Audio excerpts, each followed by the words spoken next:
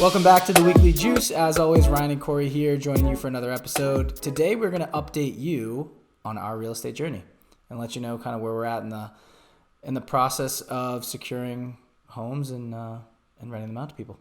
Yeah, that's what we do. It's literally what we do. Yeah. Just a caveat, this episode was actually recorded after our next three. So we put out some posts on Instagram about the fresh squeeze versus the last drop. It's going to be the last drop. Sticking to it. But you'll hear in the end of the Why next are we sticking to it? Instagram poll for the people, by the people. Yeah, it was like a landslide. The tribe has spoken. Yeah, it was a landslide. It's the last drop. Yeah. So the next three episodes, which are going to be amazing episodes, by the way. But at the end of the episode, you'll hear us like go back and forth like a bunch of idiots trying to figure out which one to do. And then the people told us what to do. Yeah, the reason we're bringing this one up today is, we just closed on a property. Yeah.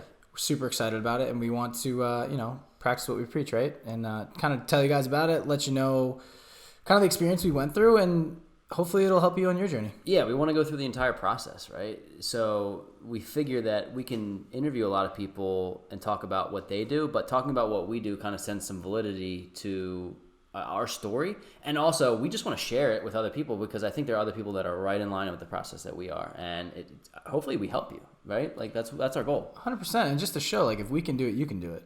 Guaranteed. So that's the only reason you and I even got started, because we saw other people doing it. And we're like, we can do it. Yes. So we're going to go back and forth on a bunch of different, I guess, topics in the process / journey, whatever. So like, we're going to start out here. I want to go in for you, Cor. Can you dive in a little bit to our Cleveland story? I think it brings us way back to, I think, maybe one of the first 10 episodes. Ian was episode 11, I think. Ian Tvardovskaya. You crushed it. Yeah, he's awesome. We texted him today. He's absolutely crushing it in Cleveland, and we obviously met through the podcast, right? We said, you know what, let's go out there and meet this guy. He's a property manager. He's an investor. Anyway, can't say enough good things about Ian. But we drove out there. We're like, we're going to go on a Friday, meet with him, go to Columbus, check out a bunch of properties in Columbus, then drive an hour or 2 hours, I think, north to Cleveland, check out properties in Cleveland, feel out the area and see if it works, see, what his systems are. I mean, Ian does it all. He rehabs, he does everything. But we just were like, is this an area that we want to buy in? And it was a hell of a ride. It totally was. So just to give a little bit more background, Ian, property manager, has 16 doors of his own. And he might have more by now. He might have more by now. And he also manages a bunch of others. And he's been in the industry for a while. You can listen to his episode, go back to episode 11 if you want to see who we're talking about. But the reason we were thinking Columbus or Cleveland is the barrier of entry was much cheaper than it is out here. Totally. We throw numbers around all the time. Around Philly, Jersey area, you're looking at between, I would say about $200,000 and $400,000 for a property. Whereas in Cleveland, you could potentially start at a $50,000 property and go up to like 120. Yeah, and actually what ended up talking us out of it was we did some research on Bigger Pockets, and we looked at like this. Somebody came out with like the ultimate guide to investing in Cleveland, and it was just talking about some of the areas we were looking at and that they ended up being like quote unquote war zone areas, and we just were like, look, for our first as an LLC, as a partnership, which we'll get into, long distance, we just rather see more of a balance of cash flow and appreciation, not just cash flow. And when you get in that barrier to entry at the $50,000 mark, your cash flow is going to be skyrocketing. But tenant problems, maintenance, managing from a distance, we want the balance between the property value is going to go up and you're going to have a decent amount of cash flow, as opposed to a ton of cash flow and the property value might be 50% higher in 20 years as opposed to 400% higher, right? Right. I think we wanted to hedge our risk a little bit for the first one, especially together, right? Like we've purchased properties, but not specifically together. And going out of market, as you mentioned, is like you want to be, at least our opinion is we wanted to be closer to it to be able to be more hands-on, or else we would have relied on Ian for everything, and that's not fair. Yeah. To just throw everything I don't on think him. he would have cared, to be honest, but I think that there might be a future for us to do that with 100%. him. But I feel good about where we invested. We're in New Jersey, and we can get into talking about it. But Anyway, the story out there is we just toured a bunch of properties with him. We went around. He showed us some of the rehabs he's done. He showed us and just like what the A-class area, B, C, D areas, and we just got a really good feel for his business.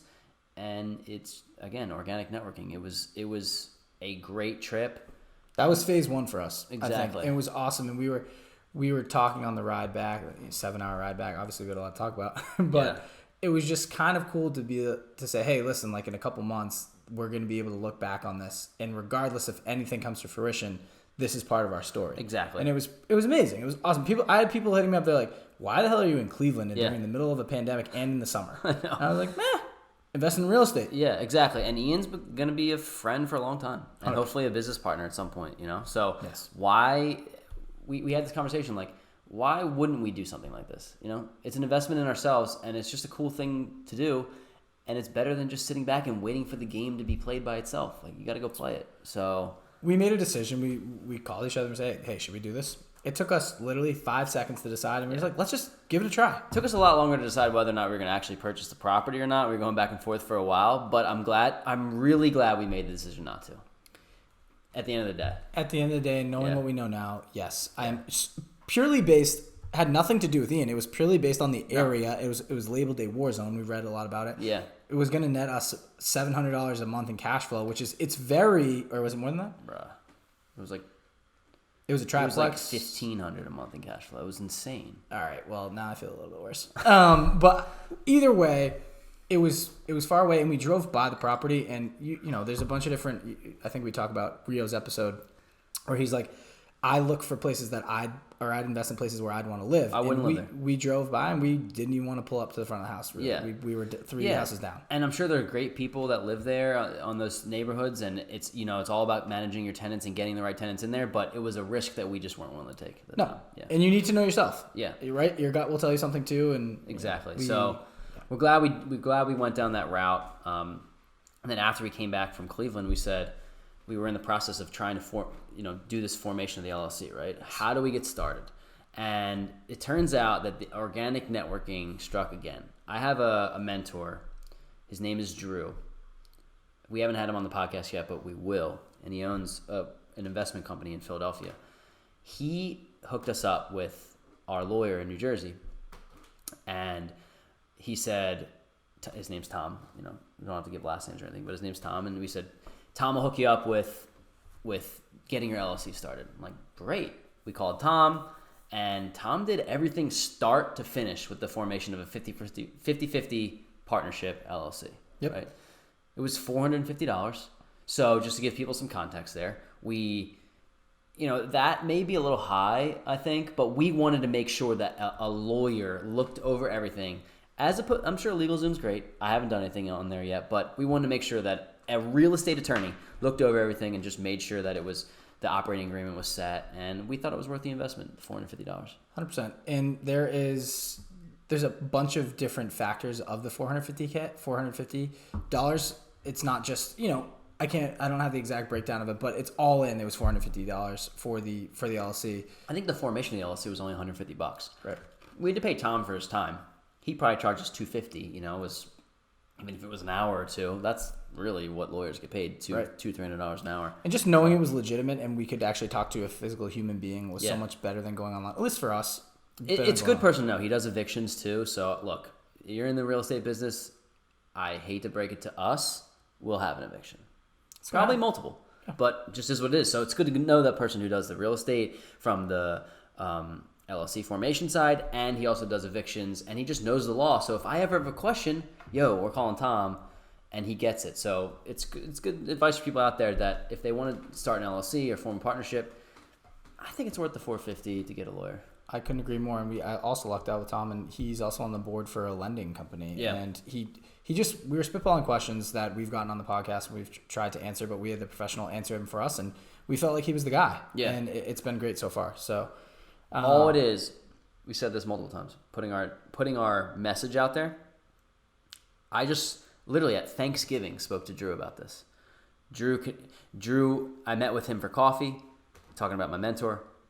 He knew I was into it. He kept me on the fresh on top of his mind. Introduced me to Tom. Tom knows a lender. Like it's just this like domino effect, right? Mm-hmm. So that's kind of the formation of our LLC. Ryan, our 50-50 partners. What we're going to do is we're going to split all of the expenses 50-50, all of the money into projects 50-50, and then all of the cash flow and proceeds and profits 50-50. One of the things that we have to actually do, and we're just being transparent, is like in our operating agreement, we're going to talk about. Right now, we're both sharing all of the property management, the marketing. Yeah, I think a good idea, what I would recommend if you do 50-50 is like, Cory, you'll handle the books. Rye, you'll handle the maintenance requests. Cory, you'll handle half the property management, and Rye will handle the other half. Like, you can split some of the things. The units, if you want to. Or the units, yeah. But what are our strengths, right? And some of us, you and I probably actually have a lot of similar strengths, and then some that are not. So you just find those things. But being 50-50 money, 50-50 expenses, 50-50 profits, I think is really the way to do it. Especially if we're both in our late 20s and we have the same goals going forward. I think it's a lot harder if you're 28 and then you partner with somebody who's 50. Like they might have a family of 4 and you might be single, and just your alignment might be off, right? Yes. Where we're probably going to go on this sort of same trajectory together in terms of like starting a family and all those kinds of things. So our money should align. It should. And it's what's important. We talk about this in partnerships all the time is you want to be on the same page and you need to discuss your goals long term, right? Whereas there's so many different niches, whether it's type of property or whether it's buy and hold or you're going to flip. There's a lot of different avenues to get in and then get out of real estate. You and your partner need to be on the same page. Yep. So that way long term, you stick, it's legally like in writing, you stick to the terms like, hey, listen, Lando, we said we were going to keep this for X amount of years. Yep. And we talked about that. We put a threshold of 10 years and we said, look, like the next 10 years for this property, it's buy and hold. I personally think that we should hold on to it for as long as we can, like, and just keep building cash flow. And I think we're both on the same page. And then what we'll do is we'll have what's called alignment meetings every 6 months or so and just say, where are we? How do we feel about this? Has anything changed? And we'd be naive to think that everything's going to stay the same, for our entire journey. So life changes, right? Yeah. But as long as everything's built around trust. 100%. And you wouldn't want big trust. Big trust. Seriously, you wouldn't want to go into business with anyone that you have to. You have to share your bank information. Yeah. You've seen my social security number. Like that's. It's crazy. I mean, we obviously know how much each other make outside of real estate. There's a lot of things that you have to really be trustworthy. There's for us, and it was a no-brainer because I just know the type of relationship we have. But like communication, transparency, honesty, these are key things. If something comes up, for example, I'll give you an example. You were away this past weekend, right? I was like, Rise with his family. He's not going to be answering shit. He's going to be doing what he should be doing when he's visiting his family. And I was like, I have to send 50 emails. Like we are marketing the unit. Yep. And I just knew that it was your time to go on vacation. Like you said, I got this. Yeah. And you'll get me when it's my turn. And it has to be that way. You have to be open. And sometimes it's going to feel like 60-40. It's going to feel like 70-30. And then it'll sway the other way. But you just have to be patient with it because if you're not, it won't work. Open lines of communication. There can't be any resentment, and sometimes it'll feel like it. You have good days and bad days, but all in all, find the right person to go in with the deal with you. Like we've been friends for 10 years. Yeah, so exactly. You know what I'm saying? It's like somebody tried to. I met with somebody like I'm not going to say who, just because he wouldn't want to be talked about. But I met with like a former real estate investor who's retired, and he's like, never do partnerships. I had 14 partnerships, and they all failed. And I think that like everyone needs to take a step back and just learn what's right for them, because this guy was highly successful, and it didn't work for him. But that doesn't mean it wouldn't work for you, depending upon your personality type. I just think about, it reminds me of parents, friends, colleagues telling you what to do in life. And projecting like what works for them, what they'd be scared to do. We talked about it on a previous episode. It was like, there's people all along your journey that are going to tell you things that they wouldn't be comfortable doing. And you should not do this because of this is what they personally feel isn't right. Austin talked about that. He was like, yeah, his parents wanted him to be a lawyer. He's like, I don't want to be a lawyer. Sorry. How about Ian? Yeah, Ian. Come on. Ian went even further, and he was like halfway through law school. Yeah. Good for. I mean, he's being successful coming out of doing exactly what he wants to do. So, I think. Real quick before we dive too far in, Yeah. I want to go over partnership pros and cons, just Okay. because I think it's important for people to kind of Yeah. just see the breakdown. So, for me, partnership pros and like why I think it's a good idea to jump in with someone, especially for your first deal, right? Mm-hmm. Accountability. And that's awesome for us. It's just you hold each other accountable. I don't want to invest X amount of dollars into something, and doing it by myself, I could just kind of play it by ear. Like, hey, I can, this is how my day is going to look like. And some days I'll go full speed. Some days I'll chill. Right, but when you have a partner, you don't want to let that other person down. Exactly. I would never, ever want to let you down. And if you ask me to do something, and I'm not saying it's because we're just starting out, but it's like I'm doing it. Because at the end of the day, I don't want to feel like he doesn't think I'm pulling my weight. Exactly. So you feel like that whole 60-40 thing. Like we have both the personalities where if we feel like we're not doing or holding up our end of the bargain, we're gonna work harder because we want to make the other person money and we want to make the other person happy. And again, we want to do this so we can live an awesome life. That's Right. the whole point. So when you go on vacation with your family, like that's the reason, or not vacation, you went to visit them, but that's the reason we're investing in real estate. Oh, that is the reason though. So it's like why would I be like, yo, you got to do all this? It's like,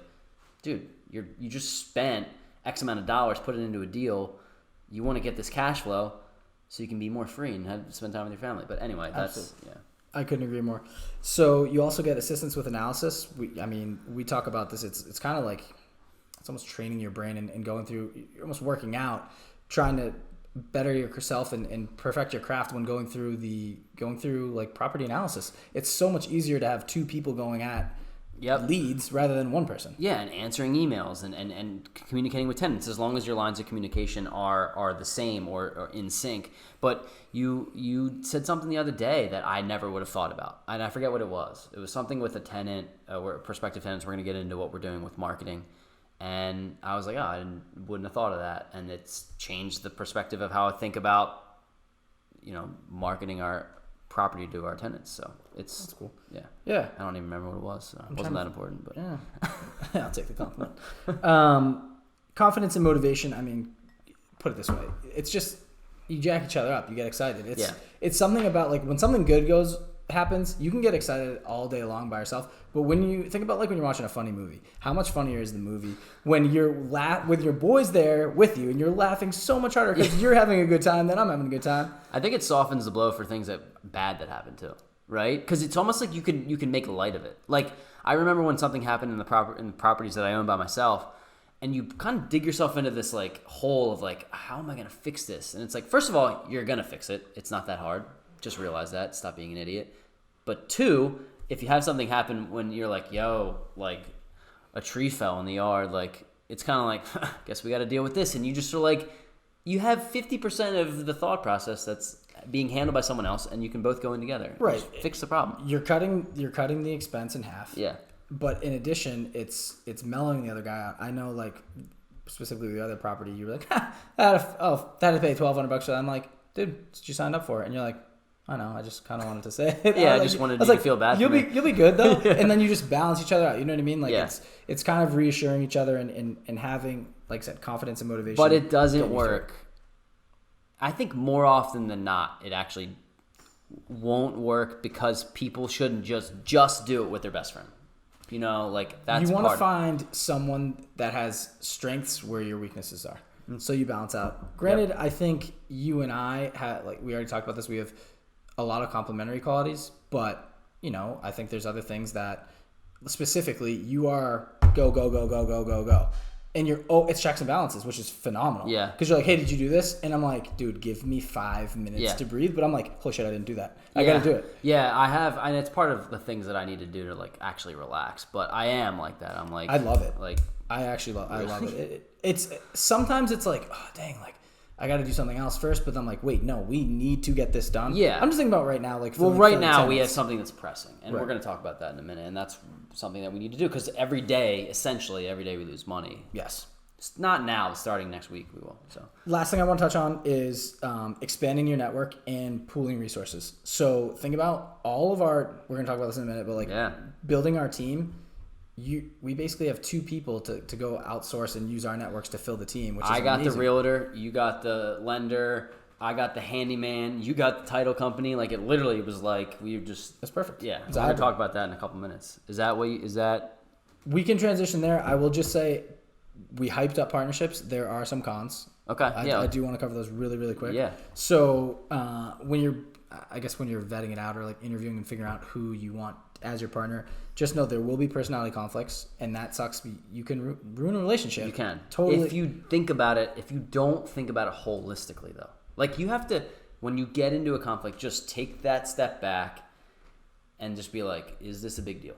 And then talk it out. But yeah, I'm trying to make it seem good, because there are things that aren't, that could go wrong. Totally. Lack of trust. We talk about this. Like, a whole relationship is built on trust. So if you don't trust someone to see your bank statements, to see certain information, you shouldn't go into business with them. You're getting into a relationship. Yeah, if you're worried about somebody stealing money from you, then why would you share the money in the first place? Profits are going to get cut depending how many partners you have. Yep. That's just the way it is. You're limiting your risk, but you're taking a cut in profits. Yep. Mixing business and friendship doesn't always work well. We've seen it a million times. Yeah. You can talk to anyone and they'll say, hey, it just doesn't work. Yep, We've talked exactly. about that. Unrealistic expectations. You could want to buy and hold for 30 years. I could say, hey, no, listen, I only want it for 5 years, and then I want to sell it, flip it for a price. Yeah. You need to talk about it in the beginning. Things can change, but you got to Yep. remind each other of the long-term goals that you set. Yeah, exactly. Then I would say just the last two is like responsibility and like task divisions, like who's going to be responsible for what.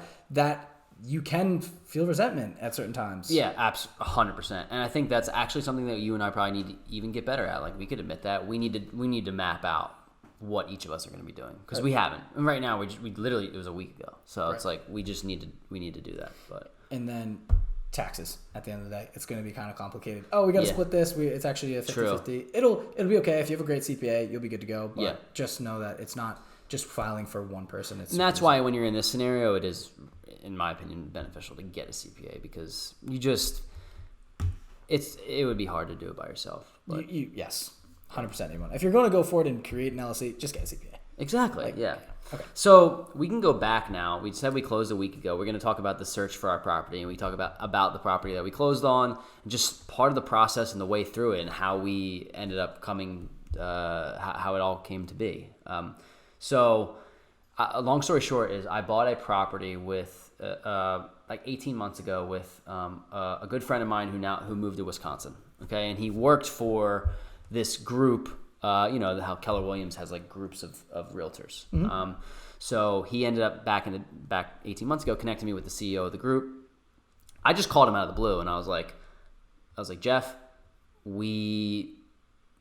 my partner and I are looking for a property, and I know I worked with Fred previously. Fred's great.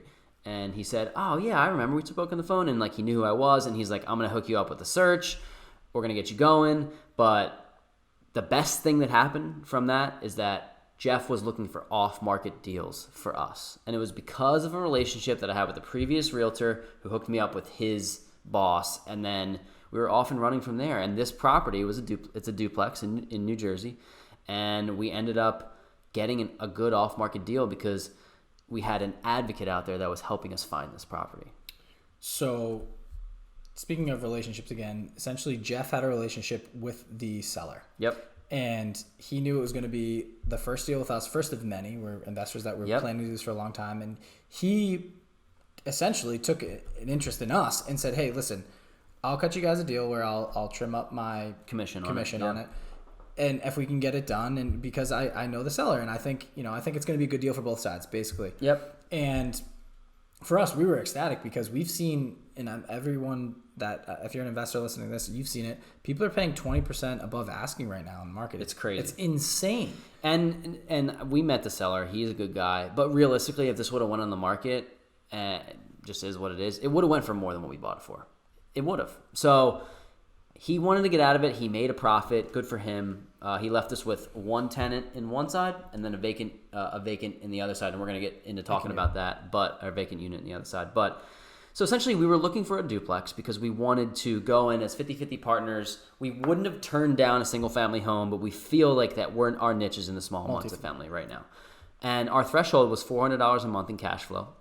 And what ended up happening is, and that can seem like a little high because I know, well, it's 200 per door, right? Essentially, that was our threshold. We ended up getting much higher than that. So we think, based on our numbers that we run, we will find out. But our cash flow should be much higher than that. And we got in a decent neighborhood, but the units are very, very well maintained and updated with new vinyl flooring, and there's central AC, and we just feel like it's a good place where people would want to live, potentially raise a family, and it's a decent area in New Jersey. It's not like an A-class neighborhood or anything, but it's probably a B or C. Yeah, I would say probably C plus B minus neighborhood. Throwing it back to David Grabner's episode, the flooring is.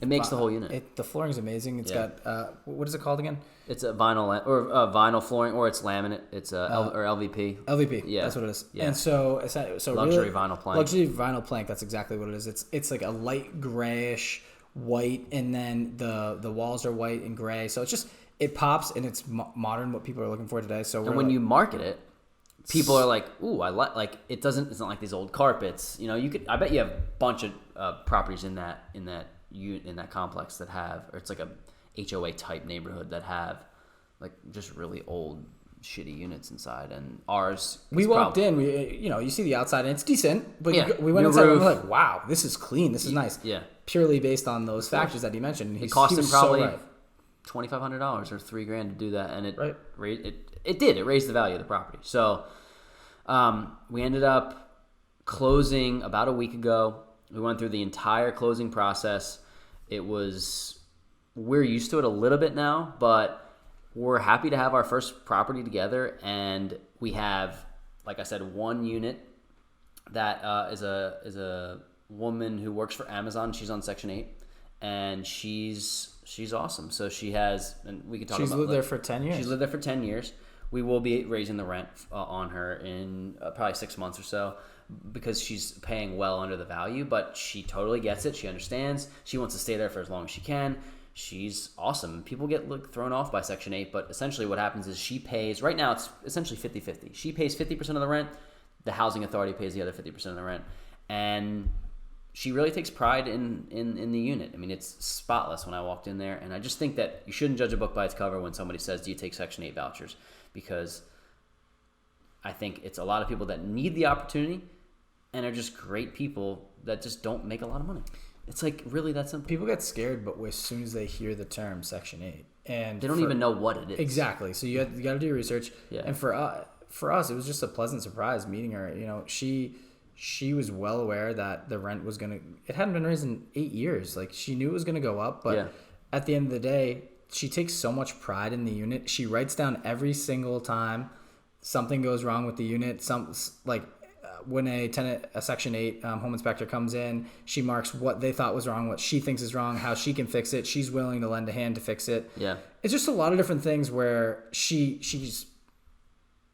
doesn't seem, she feels like a homeowner. She doesn't feel like a tenant. It's pride. I was gonna say pride of ownership, but it's really just like a pride of tenancy. Like she's made that property like it's hers, and you cannot ask for a better tenant in that circumstance, because if, again, the same communication that goes through with you, and we talked about this in managing tenants, with you and a partner, is the same communication that you need to have with a tenant. Like, if you respect your tenants and then they respect you, and you're just kind of like, not friends because it's a business, but like you just respect each other and you have an understanding, they're going to take care of your unit. Be fair but firm. Yeah, exactly.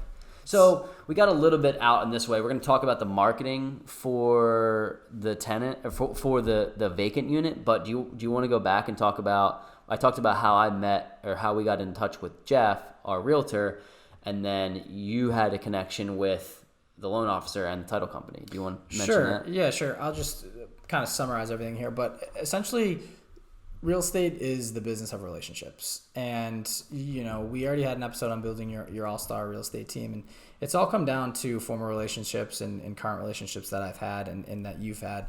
And so through my 9-to-5 job, I met a really good mentor of mine, Raymond, and he is a VP of a title company, real estate title company, and he has a a bunch of real estate connections. He sold real estate. Think about that. You met them owns through real your estate. 9 to 5, right? Right. Like you don't work in real estate, you No. know, so it's awesome. Yeah. So it was phenomenal. I started picking his brain about a bunch of things, and when me and my wife decided to purchase our first property, he essentially helped me build my team, and then it's parlayed into our relationship, yours and mine, for the 50-50 partnership, and I've used some of the same people, specifically the lender, the title company, and then they refer contractors, handymen, like they have everything. They have the resources. Yep. And property managers. Yes. That we'll need in the future. Yeah. If it just works if you obviously you want to call them and interview each person, and you want to just take a word, because they use these guys, they're great. Yeah. No, like I just knew they had my best interest, and he made a few calls for me saying, "Hey, listen, Ryan's doing his first deal. We need the big dogs coming in to help him out."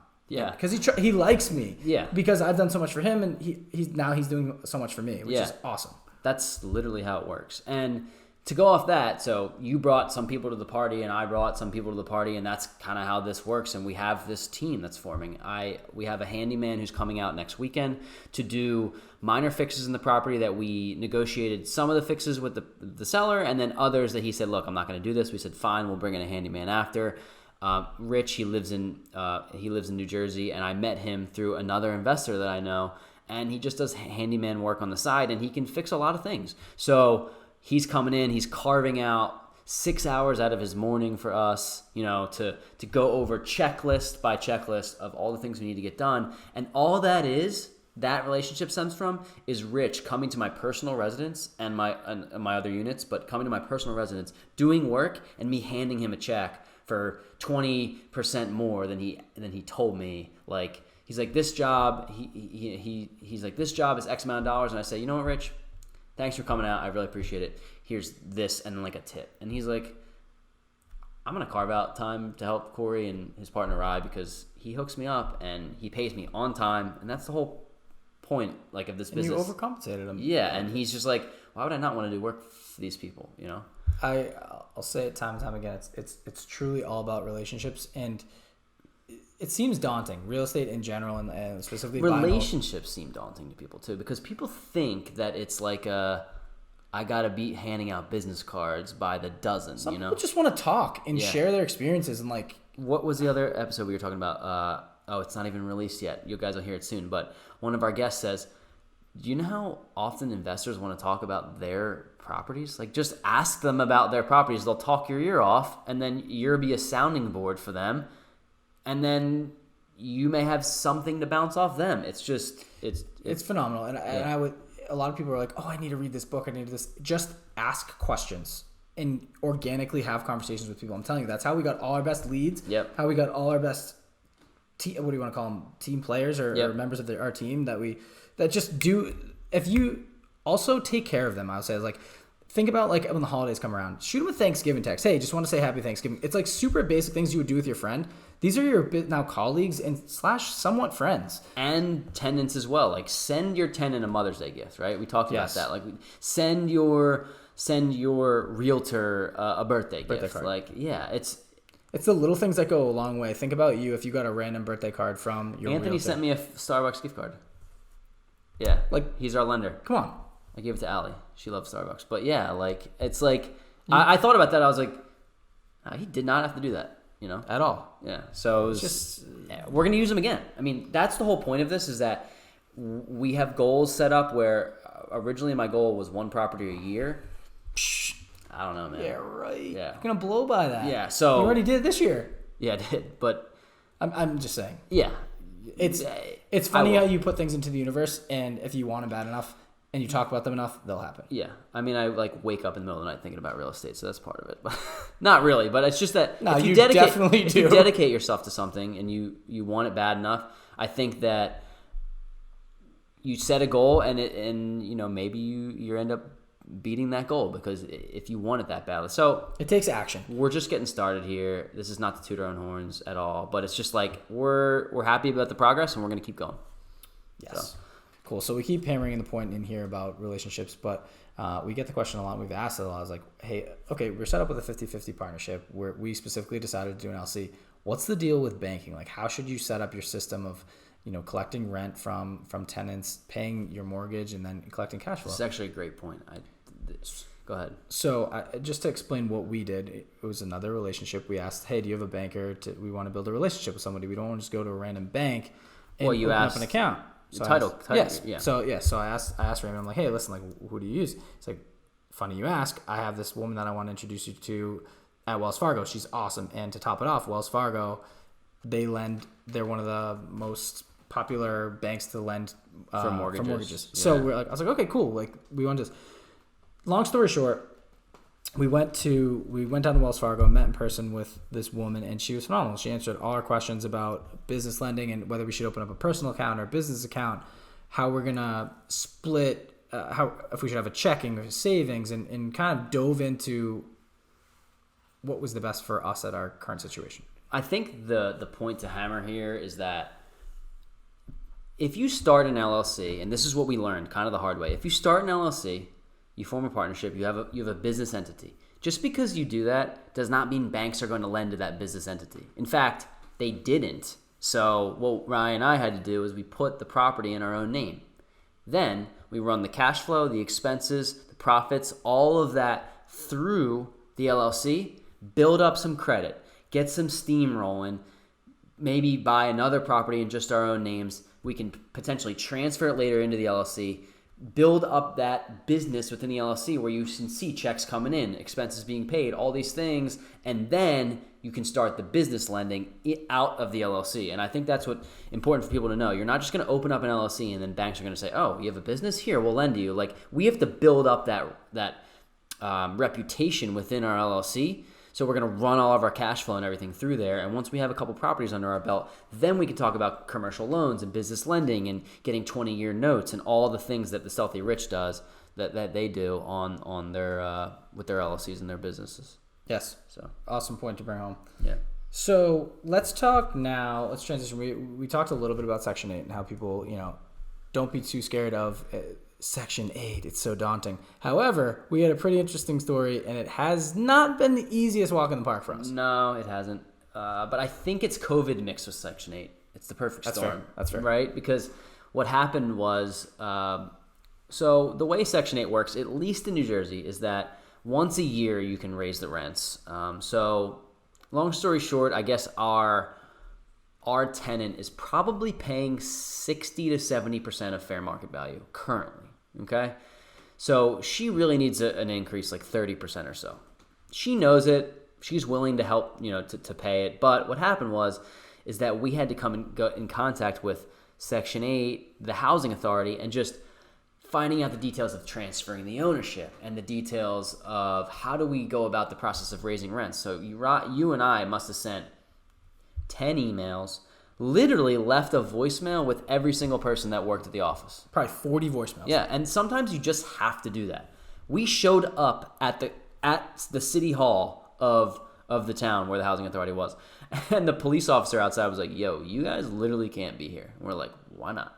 And he's like, because it's COVID, so leave. We're like, no, we're raising the rent. So where do we go? And he's like, use this little drop box. It was a cardboard cutout. It's like, drop your papers in there. I'm like, there's no way someone's going to answer us if we do that. He's like, nobody's here. I'm like, it's 4:30. Someone's here. Everyone was walking out of the building. Anyway, they literally wouldn't let us in. Finally, just through digging, we got the supervisor's phone number. We connected with him, ended up being a nice guy. And we are on our way he said, look, you can't raise the rent till June. Well, that was the bad news. So I had to call you and tell you that, which sucked. Yeah. But basically, there's a cycle where Section 8 starts. They have a term year. In our case, it was June to June. And essentially within that time period, you essentially can't raise the rent, even if it's not at the fair market value. So you have to wait 60 days prior to the closing of the next year. So for us, it'd be April, where we have June 1. For June 1, that we have to notify them, hey, we want to raise the rent due to this. Here are the comps or like other values of the properties around us. And this is why it should be raised to this. So we didn't know that going into it, unfortunately. So we have to wait another X amount of months. Yeah, we have to wait like what, almost 6 months? Yeah. No, 8 months? 8 months. Yeah. So, that was a little. But here's the thing. Dagger. The numbers worked at the current rents. And I think I want to emphasize that to people. The numbers for our $400 a month threshold, and again, I said it was higher, but they worked at the current rents. And both rents for each side were under market value. The other one was a little bit higher, but those tenants left. So actually, I can tell. I mean, I can just give you the number. So the tenant that left was paying $1,075 for a 2-bed, and Ryan and I are renting. We put it on the market. We're going to talk about our marketing for $1,300, and we've got 50 people reaching out probably in the last week. So we know we can rent it for $1,300. So think about that. That's an extra $225 right there worth of cash flow just by when somebody who's living there for 5 years, the previous seller didn't raise the rents. I mean, it's his choice. It was his business. He could do what he wants with it. He didn't want to raise it. We're going to get it to fair market value, and then maybe we don't raise it next year or the year after. You know, you don't want to be see how the crazy. market plays. Yeah, and so. But to get it to fair market value, we're going to find an extra $225 worth of cash flow just on the one unit. Right. And the point we want to kind of illuminate here is that you have to do things unconventionally. Sometimes we literally hopped in the car and drove down to the courthouse. It was one of those things like, well, this is the only way we're going to get in touch with anyone. And we got the supervisor's name, went around about 3 more calls, but it was way less than 40. And then we finally got in touch with someone. And so we're well on our way.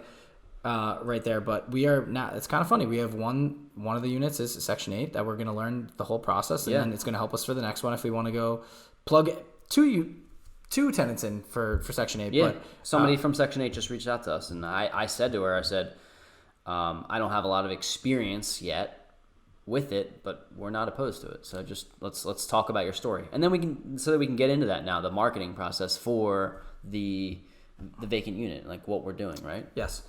So, yeah, let's dive into the marketing process and kind of this, I guess, the systems that we're going to use to manage your business. Yeah, so Cozy was recently acquired by Apartments.com, which kind of sucks, actually. I don't hate Apartments.com. That's not the reason why I'm saying that. It's just that Cozy was a little bit more user-friendly. So Apartments.com bought Cozy, and essentially now, instead of allowing tenants to do a free application and then follow it up later with a background check and a credit report, you have to do that all at once. So the tenants have to pay $25 to apply, and some of them are turned off by that. And some of that I understand. Like, you're going to make me pay $25 before I can see the unit. So anyway, Ryan and I kind of changed our strategy. We came up with the process of asking 5 major questions of these tenants when they reach out to us after we marketed the property on Apartments.com. So we put the apartment up, or we put the 2-bed, 1-bath on Apartments.com. We said all the nice things about it. We went there and we took really quality photos of the floor, good angles, the backyard, and made sure that we had 30 photos, just so people could see everything. I hate when there's listings up with like 5 photos, right? You don't know what you're looking at. So we put it up there, and then Apartments.com blasts it out to their network. And then we also put it on Zillow. Zillow puts it on Trulia, because Zillow apparently bought Trulia. I didn't know this. And HotPads. So it sends it out to there, and then we also put it on Craigslist just to get as many eyes on it as possible. And we've got a decent amount of people reaching out to us. So we know that we're going to be able to get that rent around that market rent. And the questions we're asking is, do you have any prior evictions? What is your credit score? Would anything come up on a background check?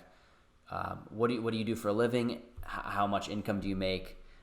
Because we want the income to rent ratio to be 3 times higher, the income to be 3 times higher or more than the rent. Sorry, so I was a little bit long-winded there, but that is kind of the process. And then I said all these tenants are reaching out to us. One of the platforms that we use is called OpenPhone. They have not paid us. I wish they would pay us. They haven't paid us anything to say this about them, but they're $10 a month, and essentially you can get a phone linked up to an email address. And it's kind of like Google Voice, but it was hard for us to share a Google Voice because you can't really share the same number. So we thought OpenPhone was good, and it's $10 a month. So we can both have the app. Yep. We both have the app. We get all the texts that come in and all the calls. It just depends on who's going to field it and who's going to reach out to the prospect. Here was the issue with Google Voice. The issue with Google Voice is that it ties to your Gmail address, and you can only have one base number, like your actual number that you use with AT&T or Verizon, tied to a Google Voice, and I have one for my other units. So you would be fielding calls for your other units. My other units. Right. And it's just like, let's just get OpenPhone. It took us a little while to get started, but OpenPhone's been great. I mean, we're texting from there, we're taking calls from there. It pops up as a whole, like a purple screen, so you know that it's OpenPhone, it's not your regular phone. And then we're using G Suite for organization. We have a expensed income tracker in there, and that's literally listed out like your income, all your expenses. It does the math for you. So when Open Phone, we got billed today, you probably didn't even notice, but I'm a psycho. I put the $10 there's a phone category. I put the $10 in, so we had the prorated rent, the $10. We're not paying our mortgage till a month or so. So you just see it every time a bill comes in. That's why we set up the bank account. That this bank account that we have is just tied to this property.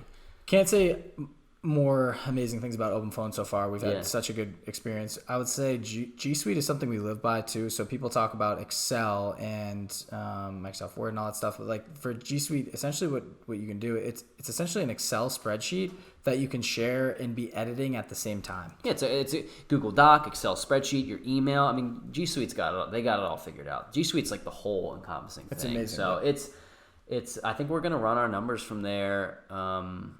For the foreseeable future, unless we get to a point where we get to 15, 20 units and we have a property manager and want to use like Buildium or something, but we're not at that stage yet. So G Suite's really good. And then we have a shared email address that we have tied to our LLC, and whoever gets to these things first will be emailing back. You can see the replies, and that's really what works well with the partnership. So yes, so those are our systems and kind of how we're going through everything right now. And we already talked about tenant screening and things, but just to give you kind of a walkthrough on, we get calls fielded from Open Phone. We call back the prospective tenant, I guess that you say. Yep. Ask them all the questions that Cory said. Any prior evictions? What's your credit score? Background check. What's your income? Who do you work for? Who do you work for specifically? Why are you moving? I think it's huge to ask that too. Is like you get a lot of red flags if someone needs to immediately move into a property. They want to pay all cash. Just a couple of red flags that you want to be aware of. So we ask them these questions, but more so just to put a voice to the company and the property. Absolutely. Right? Like we talk about relationships all the time. We know that we're going to fill the unit much easier, quicker if we build a relationship with this tenant. And not only are they excited about the property, but like, oh, I could work with these guys. They're pretty cool. Yeah, and you just want to be familiarize yourself with them. And I think that's totally a great point. At first, it's funny. The first 4 days, I was just replying with emails and text. We didn't get a lot of traction. And then I'm like, dude, we should just call all these people back. And we called them. They're like, oh, hey, this isn't normal. Thanks for calling. I appreciate you reaching out. And we're like, yeah, just being friendly.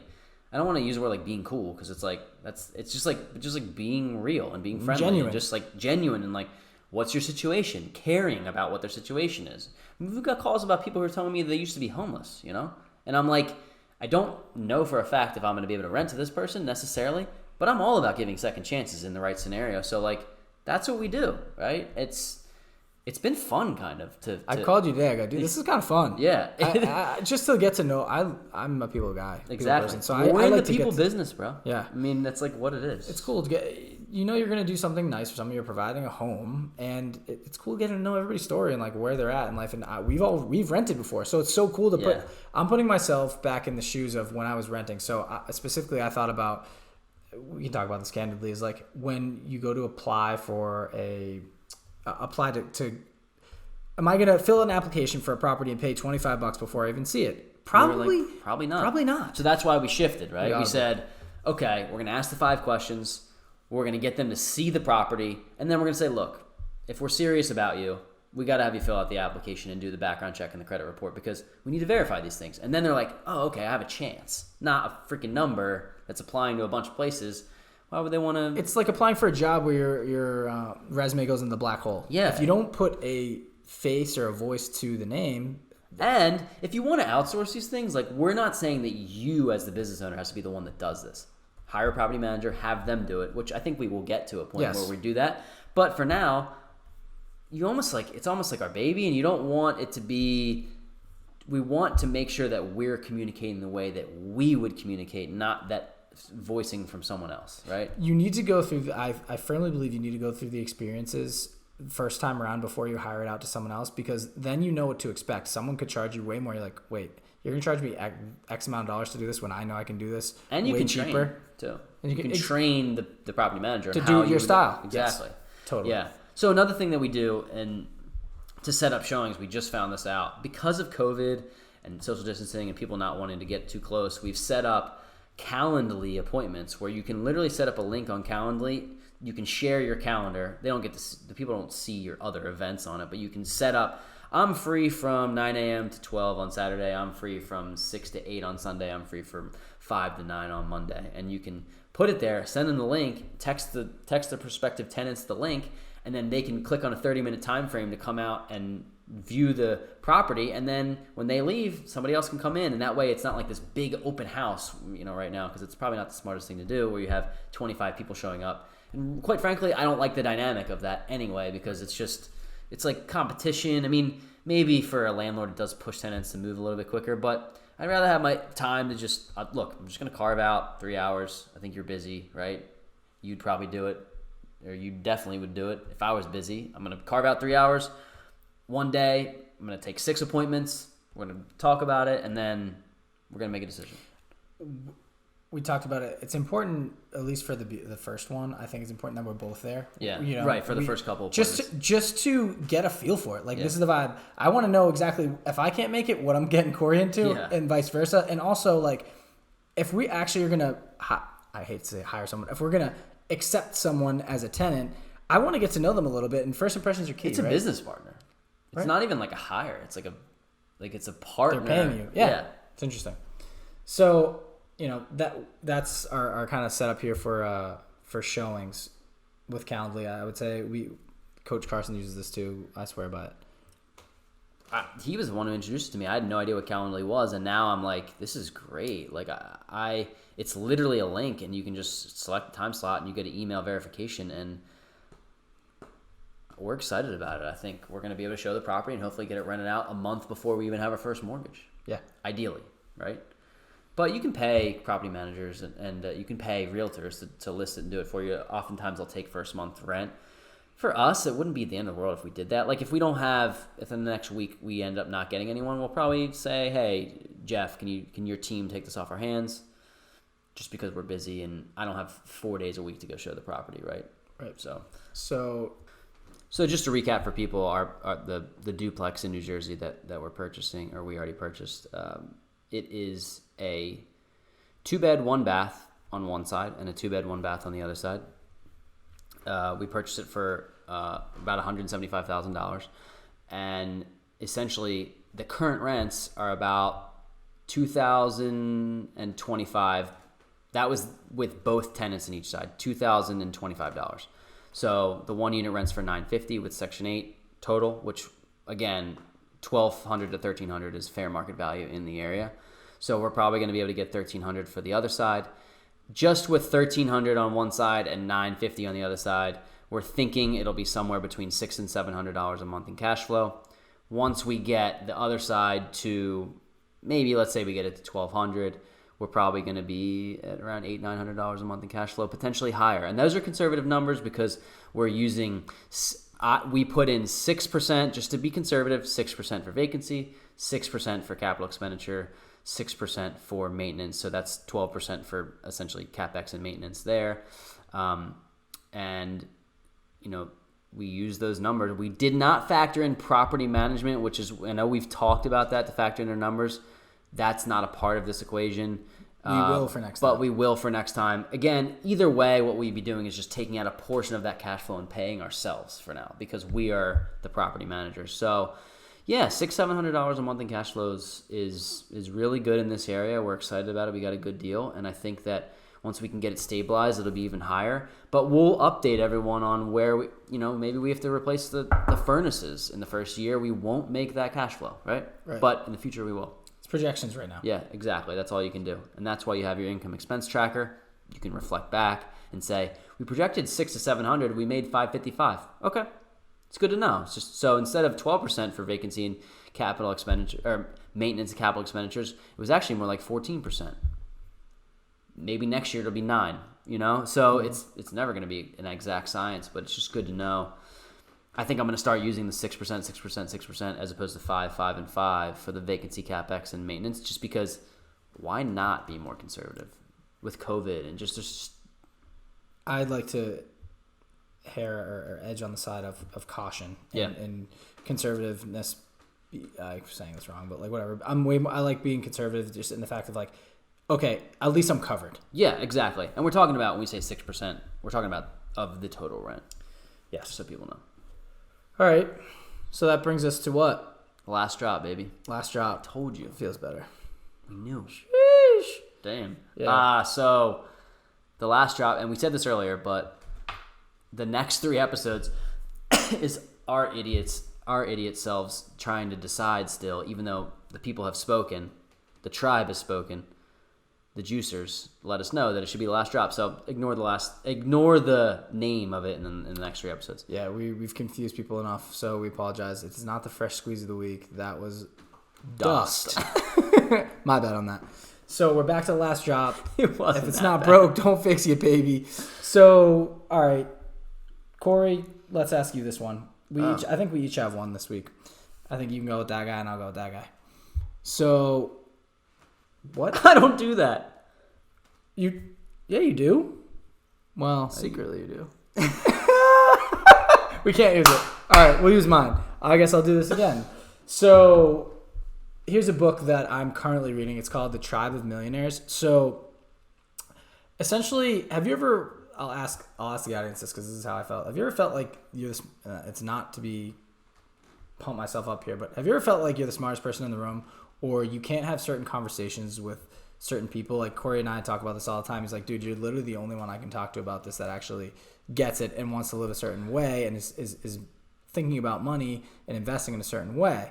It might just be on a specific topic, though, right? Like this, when you say the smartest person in the room, it might just be about a specific thing, or no? Are you talking about more broad? No, I put it this way. I just think this. I'm relating this book back to basically what the mantra of it is. Basically, they talk about building up a team around you that is smarter than you and is doing things that you want to do. So essentially, in this book, it talks about a small group or niche of people they're millionaires, and this one guy essentially is forced to surround himself by them, and they end up, and he's not on their level yet, and they end up bringing him up to their level. Yep. And so specifically, you and I have talked about this as like, dude, like we talk about real estate all the time, or we talk about wanting to save money, more money than we spend, or invest it in proper ways. And I find myself starting to like preach it and teach it to other people. And I'm like, dude, like who am I? Specifically, I don't know why I'm even saying this. I'm not the smartest guy in the room, but clearly I'm more educated on the topic than them.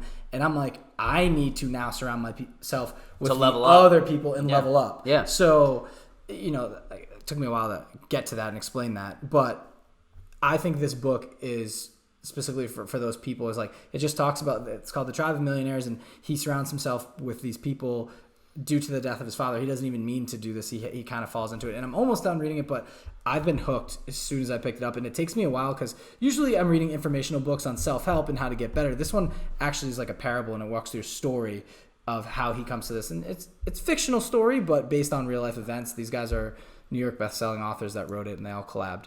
That's really cool. I've never heard of the book, and I definitely want to read it because I would strive to be I don't want to use the word dumbest, but like if I'm the least smart person in the room, I think I'm in the right room.